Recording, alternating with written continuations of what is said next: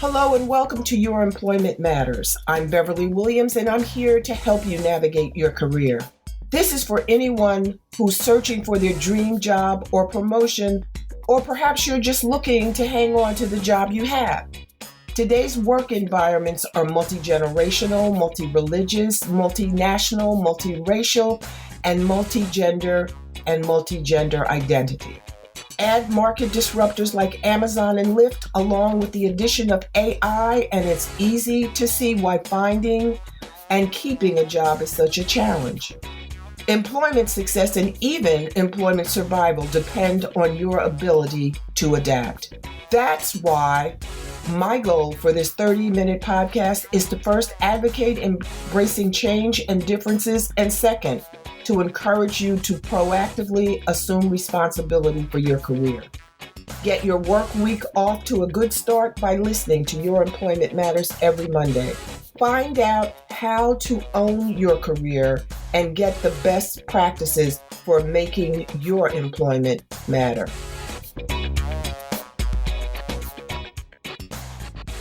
The Great Resignation.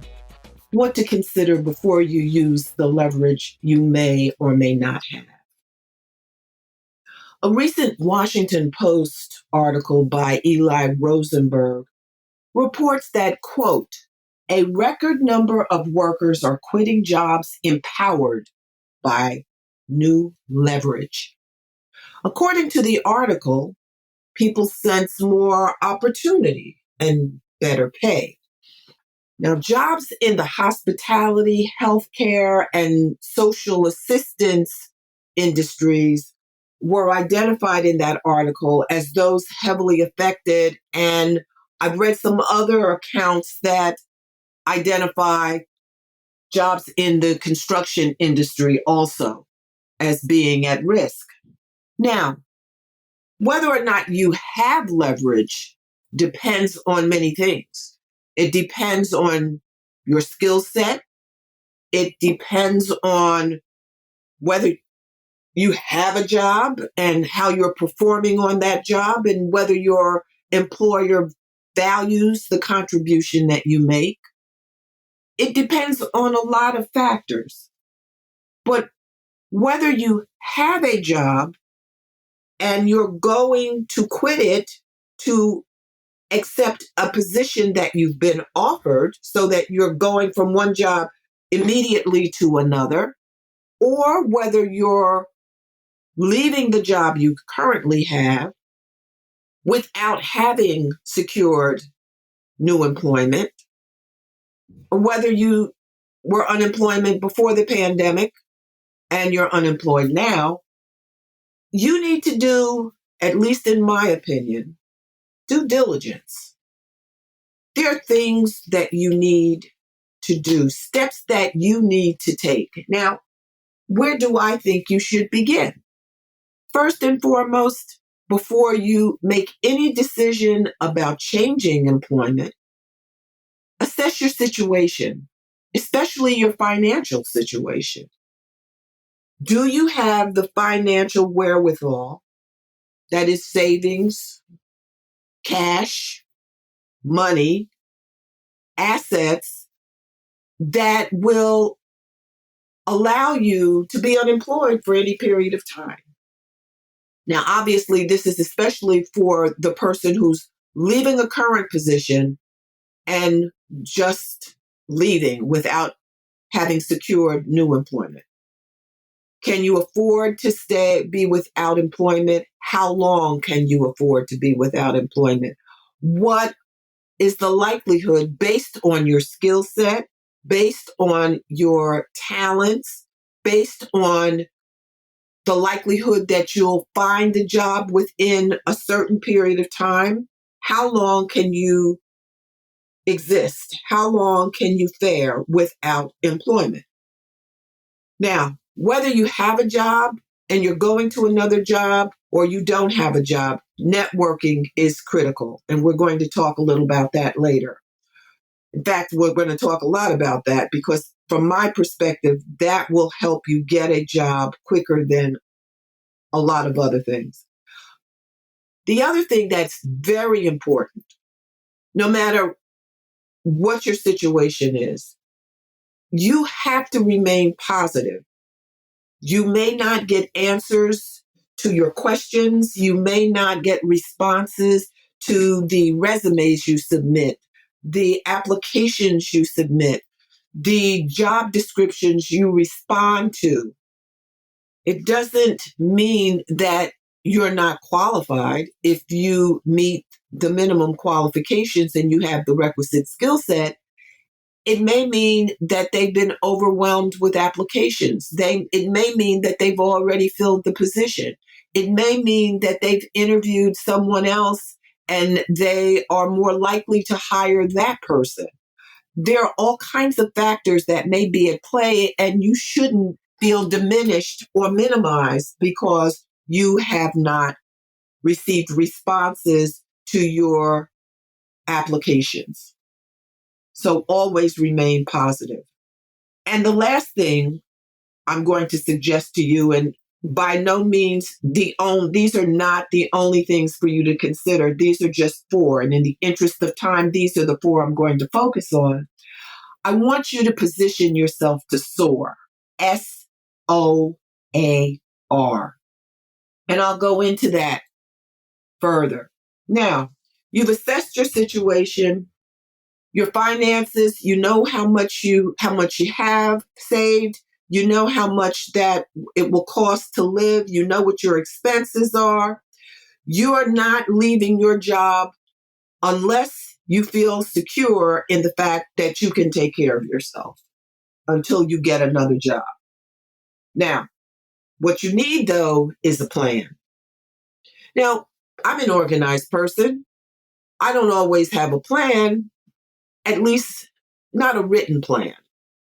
But I find, especially when I have a lot to do, that if I make a list of what I have to do or want to do, I can execute against that list. If I make a list the night before of the things I want to achieve, the goals, the tasks I want to accomplish the next day, I find that even if I don't have the list next to me, I remember what I've written, what I've typed, and I just tick it off as I go.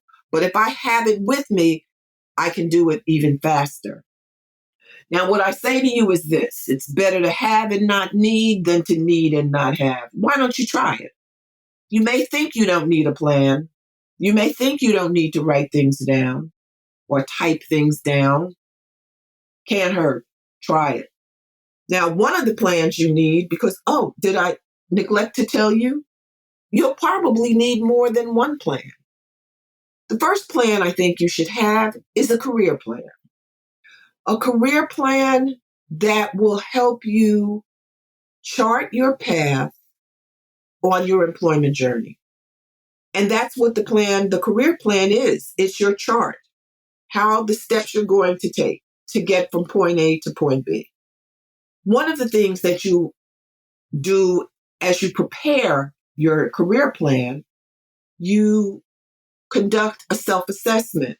Now, there are online tools that some are free, some are cost. I suggest that you proceed cautiously. There's no need in breaking the bank. You need to find out what you like to do, what you're good at, what your skills and talents indicate that you would be successful doing. You also want an assessment that can help you identify the kind of personality you have. You want to heighten your self-awareness. You want to know or have a better sense of how people perceive you, what they think of you, so that you have a better sense of how you're coming across to people. You also want to conduct a needs analysis. It's important that you know what you need from a job, from employment. What do you need? Are you looking for a job to make you happy? And if you are, ask yourself if that's a reasonable objective. Ask yourself whether it's likely that a job will make you happy. I don't know. Your needs are important. What do you need from a job? Do you need a job that makes you feel that you're contributing to the greater good? Do you need a job that helps combat global warming? Do you need a job that helps you feel that you're contributing to the betterment of the human population? If that's what you need, you're not likely to work for a company that doesn't have those goals as part of its mission statement. So you have research to do. But keep in mind, just as important as your needs are, the company's needs are important also. What does the company need from its employees? Reliability, being punctual, being ethical, being accountable. Those are attributes that a company might expect from its employees. Now, assuming you find the job, you may not have it, but you're doing your career plan. What short-term goals do you have? When I say short-term, I mean 1 to 2 years. Where do you want to see yourself in 1 to 2 years? What do you want to have accomplished career-wise in 1 to 2 years? Do you want to acquire additional training? Do you want to expand your network and your contacts with people? Do you want to volunteer more? That's a way of meeting people, new people. What are your short term goals? You should identify them so that you can see whether you're working toward accomplishing them. And there are long term goals that need to be identified, in my opinion. Where do you see yourself in 3 to 5 years? Do you want to be promoted in 3 to 5 years? What have you done in furtherance of that goal? Have you talked to your supervisor to find out what it would take for you to be promoted? If you haven't been promoted, have you talked to your supervisor about why? And so that you have information, useful information that will help you improve. This, whether you're going to leave the job or not, is information that may be valuable to you. Now, you also need a strategic plan. How are you going to execute your career plan? How do you move forward? You talk to your supervisor. You talk to other executives. Perhaps you obtain a mentor that can help you, someone who can help you navigate the business that you're in and help you make informed, balanced decisions about how to move forward in your career. Now, what do you do if there are missteps? If you make mistakes, you own it.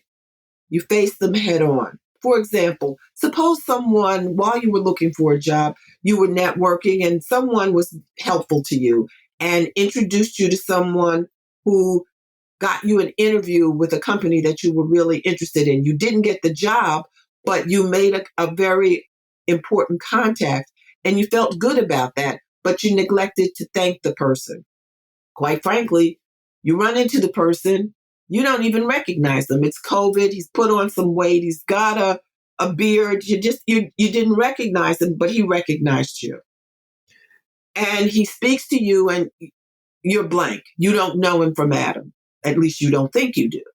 And you can tell from the expression on the man's face that he is hurt. And he moves on as discreetly as possible. It comes to you when you get home who the person was, what he did for you, and how you neglected to thank him appropriately. What do? You either send an email or make a phone call. So and so, I'm so sorry. With COVID and everything else that's going on, I have some personal issues. I wasn't really paying attention. I'm so sorry. And I owe you another apology. I neglected to thank you. I should have at least texted you my thanks, but please forgive me. How have you been? That way, you have corrected, to the best of your ability, you have corrected the misstep. Don't ignore it. It'll come back to bite you many times. Now, What about a transition plan? Say you need to decide whether to go or whether to stay with your current employer. How do you decide that? Well, you figure out, make a list. What are the factors to consider? Do you like going to work in the morning? Now, forget that if you're not a morning person and you don't want to get up and go to work, period, forget that. How do you feel when you get up and you go to work? Do you like the people you work with? Do you like the environment? Do you like what you're doing? How do you feel about what you're doing? As far as pay is concerned, most people don't feel that they're compensated adequately, but is there possibility for upward mobility? Might you get a promotion if you continue down the same path? You have to decide whether to go or whether to stay. And those are just some of the factors that you might consider. Now, early on, I told you that we would talk about networking. From my perspective, networking is the GPS to employment success. The more people you know, the more likelihood you are to get a job. That is if you impress people with your communication skills, your appearance, your approach. All that goes into compiling or composing your personal brand. Now, there's a quotation I want to read to you. Reveal not every secret you have to a friend, for how can you tell but that friend may hereafter become an enemy? And bring not all mischief you are able to upon an enemy, for he may one day become your friend. Sadi Shirazi, who was a poet who lived from 1184 to 1291. Sometimes you have to keep your own counsel. Sometimes a friend can become an enemy or a frenemy. Sometimes people are not always in your corner, but many times people are willing to help others find employment because they know that's our lifeblood. That allows us to take care of ourselves, to take care of our loved ones, and to be constructive members of society and make a contribution to the world at large. Now, networking, it's multifaceted, especially in today's world, in this COVID environment. Social media, virtual interviews, face-to-face live interactions. Social media is critical, very important, but please don't forget the human factor. Live, in-person, face-to-face meetings, meetups, conferences allows people to evaluate you. It's like, in my mind, I say, okay, that person stepped to me. They don't know me. Why would they be that familiar? Friendly is one thing. Being too familiar is something else. You want to come across as a professional. You want to come across as someone who the person might recommend, as a person that anyone would want to work with, who would want on their team. You also want to expand your network. That's why it's important that you be active. It's intentional. Meeting people is intentional. Volunteer. Speak to people that you meet. Smile. Greet people in a friendly, pleasant way. Speak to loved ones, parents in a pleasant way. They may help you. You need to make the most of the contacts you have and intentionally move forward to expand that network. You want to also adopt the Boy Scout motto, be prepared. You want to have your resume at the ready. If it's on your phone, if you can email it, if it's not on the phone, if you have a hard copy in your car, give it to them. If you can carry it with you in a breast pocket, fold it in an envelope and put the envelope in your breast pocket. You need to be ready. To be ready, you also need to have mastered the social graces. Polite, pleasant, two P's that you can never go wrong with. If you're going into a building and there's a person, male or female, doesn't matter. You can hold the door open. They may remember that. You can say, have a nice day. They may remember that.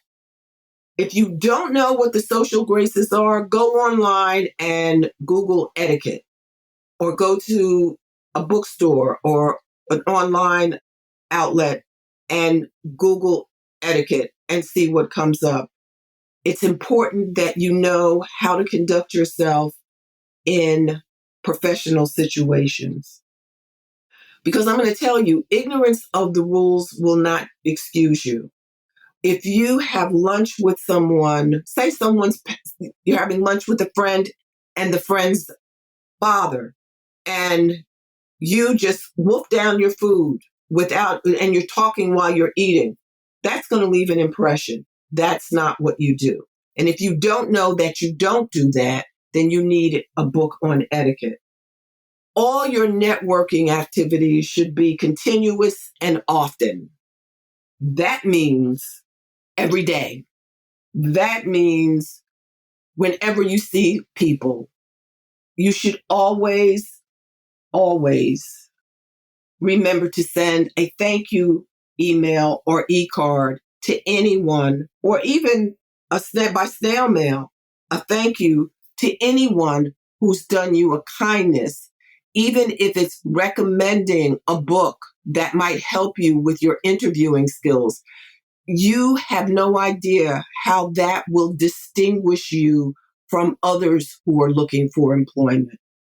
And people say, oh, well, you want to differentiate yourself. I'm telling you, being different is not enough. You want to distinguish yourself. You want to be set above, out to the hinterlands. The other people, they can't touch the hem of your garment. You are nailing it. You want to leave that kind of impression. You also want to create a win-win situation when you're networking, if you can. You're going to have to be creative, because usually people who are looking for a job don't have a lot of money to spend. So you can't take people out to lunch, but you might be able to buy them a cup of coffee or a cup of tea. You may be able to help them with their social media activities. Think of something that you can do for someone who's done something for you, so that it's not a one-sided exchange. It's a win-win. You get something, they get something. And as I said, don't ever forget to send the thank you. Now, social media is important, as I said, but it can be a blessing or a curse, and that depends on how you've conducted your business before you started looking for a job. You have to ask yourself, is there anything out there in the digital atmosphere that could hurt me? See if there is. You need to do a Google search to see what comes up. But if that is not thorough enough, you may need more expert help to identify any problems on with your digital footprint and see if you can rectify them.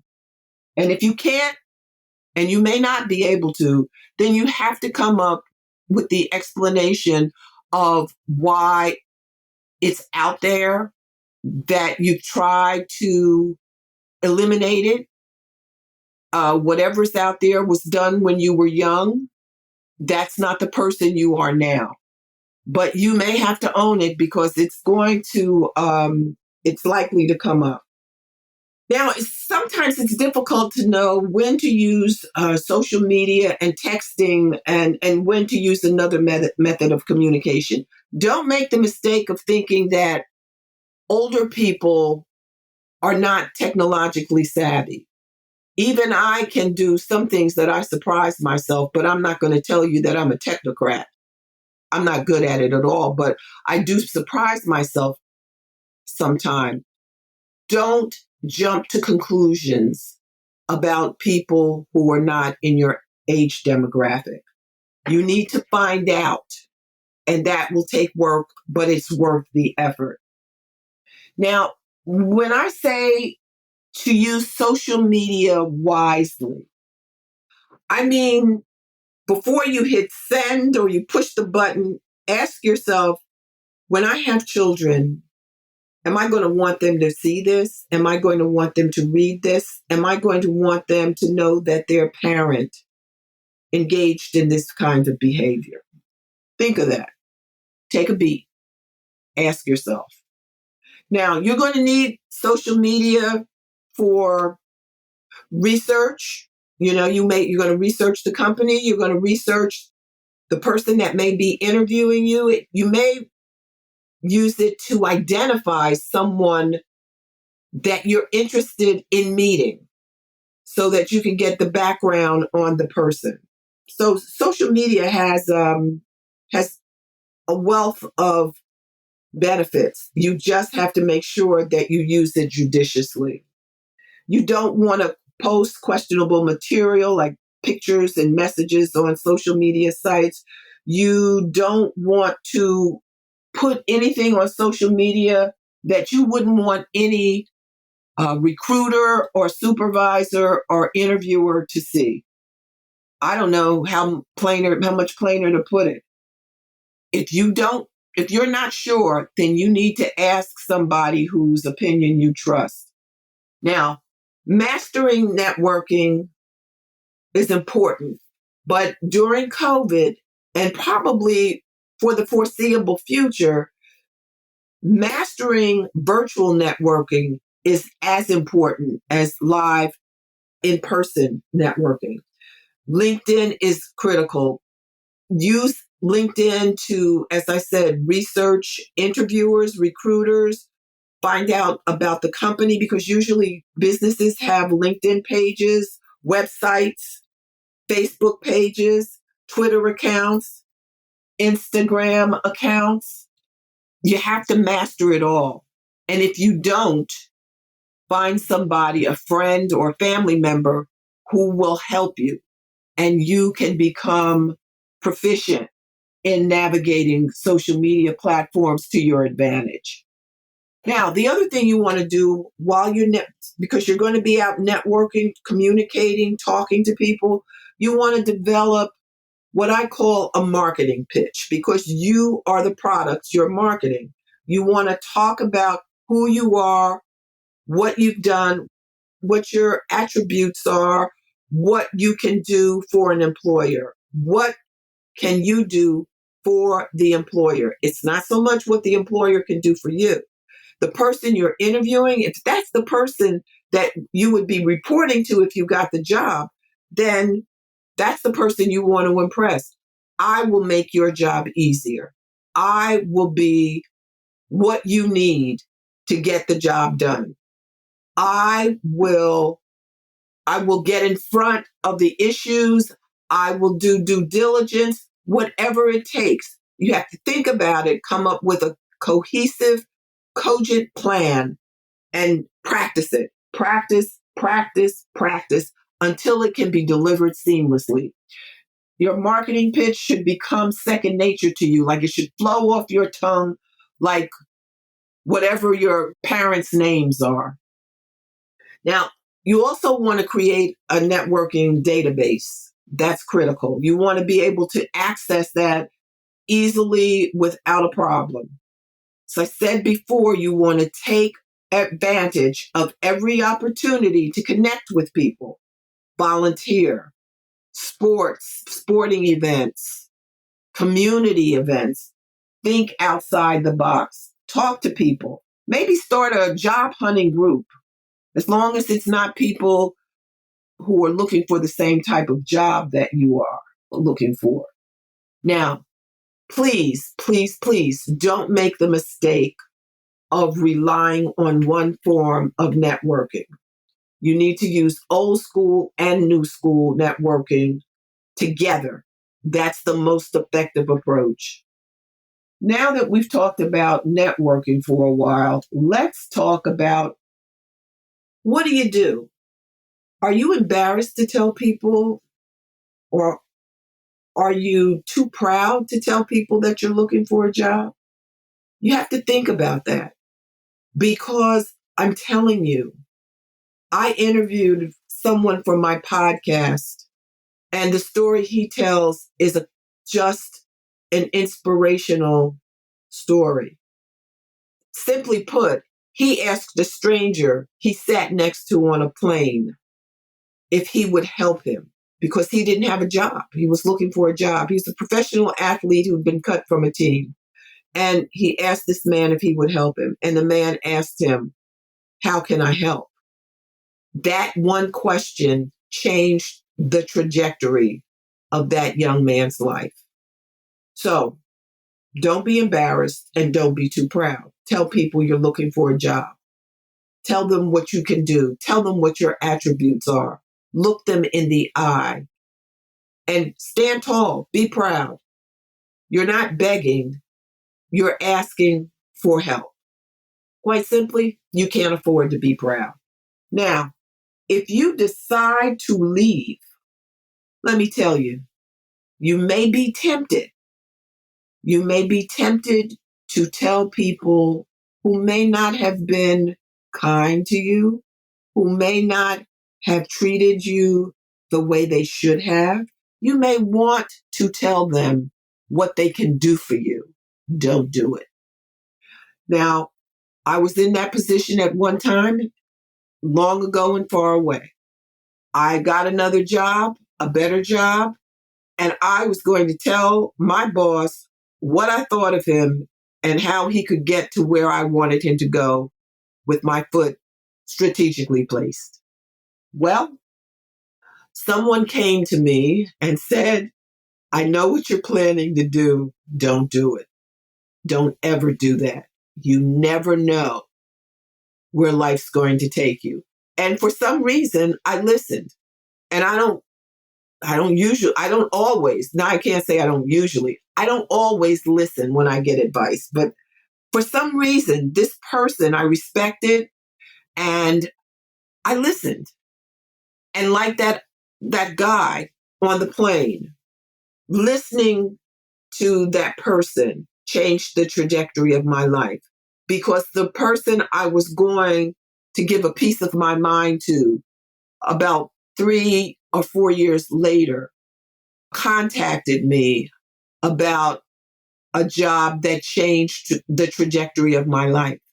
I made substantially more money and embarked upon a career that I enjoy to this day. So please don't burn bridges. If you decide to leave, leave in a professional fashion, leave with a smile on your face, thanking people for what they've done for you. Do not leave a trail of negative feelings. Remember the importance of leaving on a positive note, because if you do, and if you have added value where you've worked, a former employer may want to rehire you. Now, we're going to end with positioning yourself to soar. I saw a film, a documentary on PBS a few years back. It was called Soar, and it was about two sisters who were dancers. One of the sisters was a quadriplegic. Yes, she had no legs. She was a dancer. They were dancers as well as choreographers. They composed dances. I thought to myself, I can't do that. For some reason, it hit me. And I said, everyone needs to soar. They need to try to soar. I was just mesmerized by these sisters, obviously, especially the one with the disability. So, in my mind, SOAR, SOAR. S stands for sharing your skills and knowledge with others who don't look like you, others who are older than you, others you may not like, but others who may have knowledge that will benefit you. S also stands for seeking information rather than affirmation. Don't look for someone to tell you how fabulous you are. Seek out people who will provide information and make you better, make you a better employee, a better son or daughter, a better person, a better informed person. O stands for operating throughout your life and your career with integrity and dignity. Those attributes should be part of your personal brand and how people describe you. O also stands for opening your mind and keeping your mind open to change new ideas and new people and keeping it open. A stands for acquiring information and knowledge. Soak it up wherever it comes. It expands your horizons. It gives you more to think about.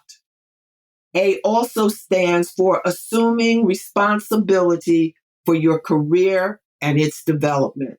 Don't expect someone else to pay more attention and be more invested in furthering your career than you are. If you do, you will be left behind. R stands for respect the rights of others. My father used to say that to me when I was growing up, and I always remembered it. R stands for remember. Remember those people who are important to you, your family, your friends, your loved ones. Remember the people, your bridges over troubled waters, the people who helped you across those bridges. And remember, nothing is more expensive than a missed opportunity. Don't miss the opportunity that may be presented. It may not look like an opportunity, but don't say no to things. If you're not sure, say, let me think about it and get back to you. Don't say no. It may be your golden opportunity that changes the trajectory of your life. Don't be fooled by the Great Resignation. Make sure that if you decide to leave your job, that you position yourself to be successful moving forward. I hope this has been helpful. Please leave a review on iTunes or Spotify, and please let me know if there are topics you'd like for me to address. I'm still gathering guests to be interviewed. I'm very pleased with the quality and caliber of the guests I've had so far. I've learned a lot. I hope you have too. Thank you so much for listening. And until next time. Thanks for listening to Your Employment Matters with Beverly Williams. If you found this podcast helpful, please subscribe and leave a review. I truly appreciate your support, and that helps other listeners find the podcast. If you have a comment, question, or suggestion, you can reach me at bawilliams@youremploymentmatters.com. My book, Get the Job Done, is available on Amazon.com and BarnesandNoble.com. Please join me again next week. Until then, remember to embrace change and differences.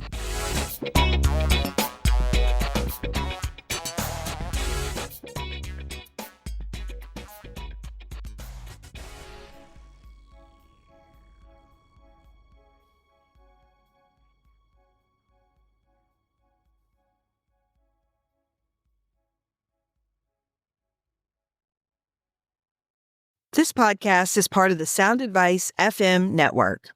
Sound Advice FM, women's voices amplified.